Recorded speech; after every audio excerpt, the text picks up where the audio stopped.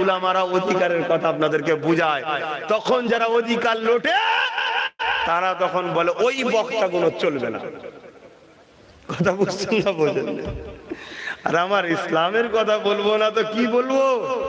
ইসলামের কথা বলতে গেলে পৃথিবীতে যত সন্ত্রাস, চোর, জালিম, বদমাশ, বাটপার, লুটেরা, নারী ঘটিত কেলেঙ্কারীরা, নারীদেরকে যারা ভোগের পাত্রী বানাতে চায় সব কটা ধরা পড়বে। ঠিক না বেঠিক? তাহলে কি ইসলাম বন্ধ করে দেবো? আপনারা বন্ধ করে দেবেন? কিন্তু আপনারা করার জন্য তো সাহায্য করছেন তাদের ঘরে যারা ইসলামের কথাকে পছন্দ করে না। একদিকে বলছেন না ইসলাম জিন্দা ছিল, আছে, থাকবে। ভাই এটা কেমন জিনিস ভাই? আগুন জ্বালিয়ে তাতে পানি ঢেলে দিয়ে বলছেন আগুন জ্বলবে। পানি ঢালার বেলাও ঢালছেন, আবার বলছে আগুন জ্বলবে।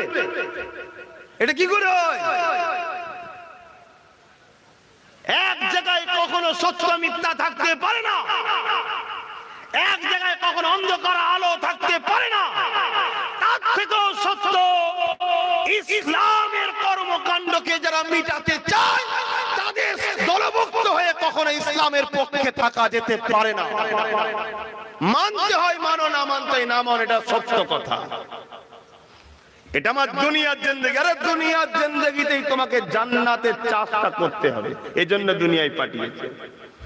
তোমার সংসারটা এর মধ্যে জান্নাত আছে, তোমার ব্যবসা এর মধ্যে জান্নাত কিনতে হবে, তোমার পারিবারিক জীবন, সাংসারিক জীবন, রাষ্ট্রীয় জীবন, কি বলে এডুকেশন জীবন, অর্থনীতি, সব জীবনটা নিয়ে ইসলাম। ইসলাম একটা কমপ্লিট। এর মধ্যে থেকে তোমাকে তৈরি করতে হবে জান্নাতের কাজ। অর্থাৎ যেভাবে তোমার রাসূল করেছে ওইভাবে করতে হবে। যদি তুমি করতে পারো পরকালে তোমার চিন্তা নাই। এখানে একটা কথা এটাও বলে দিয়ে যায়, অন্তরের খবর কে জানে? জোরে জোরে বলুন কে?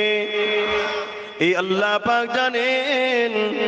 তুমি চেষ্টা করেছো আমি নবীর দিকে থাকবো, চেষ্টা করেছো আমি শয়তানের দিকে থাকবো না, চেষ্টা করেছো আমি ইসলামের দিকে থাকবো, চেষ্টা করেছো ইসলাম বিদ্বেষীদের দিকে থাকবো না। তোমার চেষ্টাতে দিল থেকে করেছো, কিন্তু তুমি 20% সাকসেসফুল হয়েছো, 80% ফেল। তাও আমার আল্লাহ এত দয়ালু, তোমার চেষ্টাটাকে দেখে কিয়ামতের দিনে তিনি কিন্তু তোমাকে 80% করতে পারোনি। এরপরও তোমার চেষ্টা যদি সত্য থাকে, দিলের খবর আল্লাহ জানে, তোমাকে আমার আল্লাহ তিনার রহমতের বিনিময়ে 20%ও নাজাত দিয়ে দিতে পারে। তুমি তো কোনোদিন চেষ্টাই করলে না, তুমি তো কখনো পায়জামা পাঞ্জাবি টুপিটা পরে মসজিদের দিকে বিসমিল্লাহ বলে একবারও রওনা দিলে না, কখনো তুমি চেষ্টা করলে না। চল ঘর থেকে বেরোই, একবার হকের পক্ষে দাঁড়ায়, হকের পক্ষে একটু দলবদ্ধ হই, হকের পক্ষে একটু কথা বলি। কখনো তো তুমি চেষ্টা করলে না। চল একবার কোরআনটা খুলে দেখি, কোন বন্ধু চিঠি দিয়েছে, কোরআন পাঠিয়েছে, আমার মালিক ওই কোরআনে আমার জন্য কি জানিয়েছে চল একটু জানি। জানার জন্য কোনোদিন তো তোমার পছন্দের আলেমের কাছে কখনো তো তুমি গেলেই না, কিন্তু চেষ্টাই করুনি।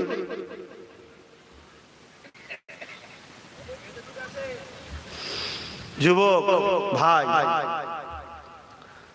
ভালোবাসি আবার বুঝাচ্ছি, আজ থেকে 200 বছর আগে পৃথিবীতে আমাদের পজিশনটা কোথা ছিল তোমরা জানো? 200 বছর আগে মাত্র আমেরিকা, রোম, ব্রিটেন, ইংল্যান্ড দাঁড়িয়ে থাকতো, তুমি আমি গদিতে বসে থাকতাম। তুমি জানো তারা আমাদের দরজায় ঢোকার সময় আগে পারমিশন নিত? তুমি জানো? আর এই 200 বছর আমরা ধ্বংস হচ্ছি কেন জানো? নবীর থেকে দূরত্ব বাড়িয়েছি, দুনিয়ার লোভে জড়িয়ে গেছি। আর 200 বছর আগে তোমার আমার পূর্বপুরুষ যারা ছিল তারা নবীর সঙ্গে প্রেম বাড়িয়েছে, তকদিরের উপরে ভরসা করেছে, আল্লাহ তাদেরকে সম্মান দিয়েছে। আর এই 200 বছর আমরা আমার রাসূলের সুন্নাত ছেড়ে দিয়ে যারা রাসূলের দ্বীনের দুশমন, তাদের কর্মকাণ্ড, তাদের নীতি, তাদের মতো পারিবারিক জীবন, তাদের মতো আর্থিক জীবন, তাদের মতো সাংসারিক জীবন, তাদের মতো রাজনৈতিক জীবন, তাদের মতো রাষ্ট্রীয় জীবন, তাদের মতো এডুকেশন জীবন, তাদের মতো অর্থনীতি জীবন করতে শুরু করেছে। আর যখন এই কওমকে আমি মুহাম্মদ রাসূলের দিকে জুড়তে চাইছি, ওই সকল সন্ত্রাসগুলো, গাদ্দারগুলো, বেঈমানগুলো, যারা তোমাদের ঘরে মোহাম্মদ রসুল থেকে সরিয়ে দুনিয়ার শয়তানের ছেলেদের দিকে নিয়ে গেছে, তারা তখন আমার বিরোধী করছে। কোনো কথা যখন পাই না, তখন আমাকে সমাজে বলে ও দালাল। শুনছেন না? একটা লোক আমাকে বলল দালাল। এই লোকটা কি, আর যাকে বলছে দালাল, এই লোকটা কি একবার ভাবা দরকার। এই কওমকে সে কবার সেজদা দিয়ে তোমার জন্য দোয়া চাই জানি না, তবে যখনই সেজদা দিয়ে হাত তুলে দোয়া করি, আল্লাহ আমার কওমকে আপনি হিফাজত করেন, আমার কওমকে আপনি সৎ বুদ্ধি দেন, নিজেদের পায়ে মজবুত হয়ে দাঁড়াবার তৌফিক দেন, আমার কওমকে সর্বদিক দিয়ে উন্নতি করেন। ইবাদতও যেমন দরকার, আর্থিক কাঠামো ভালো থাকা দরকার। অর্থ যেখানে কমে সেখানে রাসূল বলছে কুফরি ঢোকে। তোমার বাড়িতে একটা বুড়ো মাছ, বুড়ি মাছ, একটা বুড়ো বাপ আছে, তার একটা বিমার হয়েছে, আল্লাহ না করো বুঝাবার জন্য বলছি। তুমি ঘরে ঢুকতে দেখছো তোমার বাপ বিমারে ছটফট করছে, হসপিটালে গেছে, হসপিটালের ডাক্তার বলছে 2 লক্ষ টাকা লাগবে অপারেশনে, তোমার পকেটে 2 টাকাও নাই। মাস গেলে যা ইনকাম করো ভ্যান চালিয়ে কোন রকম ভাবে সংসারটা চলে, বলো দেখি তোমার তাহলে ওই মাটার অপারেশন, ওই বাপটার অপারেশন, তাকে ভালোবাসো তুমি, তোমার স্ত্রী বা তোমার বাচ্চা করতে হবে না? হবে না? ঠিক এই সুযোগের ফায়দাটা নিচ্ছে একদল ইসলামের দুশমনরা। তখন তোমাকে অফার দিচ্ছে, তোকে আমি টাকাটা দেবো, তুই আমার হয়ে কাজটা কর, কিন্তু তুমি তোমার আখিরাতকে অন্ধ করে দিলে কেন? তুমি ভালোবাসার মানুষকে বাঁচাতে গিয়ে। তাই আর্থিক কাঠামো যদি তোমার আমার ভালো থাকে, তাহলে তোমাকে আমাকে কখনো এই মায়ের এই কষ্টটা দেখতে হবে। আমাদের ছেলেরা কি করে বলো? তোমরা কি করো? কি জীবিকা তোমাদের? ধান চাষ, দোকানদারি, সবজি কাজ, হ্যাঁ, দর্জির কাজ, দর্জির কাজ। হাসার কিছু নেই,